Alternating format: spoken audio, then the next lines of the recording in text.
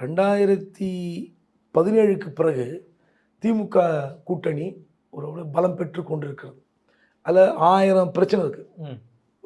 விசிகாக இருக்குது, கம்யூனிஸ்ட்டுக்கு இருக்குது, காங்கிரஸுக்கு இருக்குது, மனிதநேய மக்கள் கட்சிக்கு இருக்குது. இல்லாமலாம் இல்லை, சீட்டு கொடுக்கறதுல, தொகுதி ஒதுக்கீடுறதுல எல்லாமே இருக்குது. கண்டிப்பாக இந்த முறை 2026 இந்த பிரச்சனை இன்னும் அதிகமாகும்.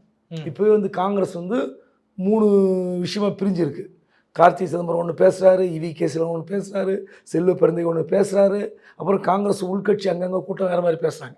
திமுகவில் அமைச்சர் உதயநிதியும் ஒரு வார்த்தை பேசியிருக்கார்.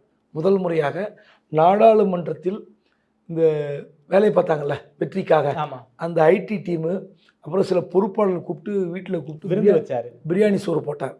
அந்த பிரியாணி சோறு விருந்தில் என்ன சொல்கிறாருன்னா, நம்ம கூட்டணியில் ஒரு கட்சியோ 2 கட்சியோடு வெளியே போகலாம், எதற்கும் தயாராகிறதுங்கிறார். அப்போ என்ன அர்த்தம்? திமுகவே தயாராக இருக்கிறது தானே அர்த்தம்.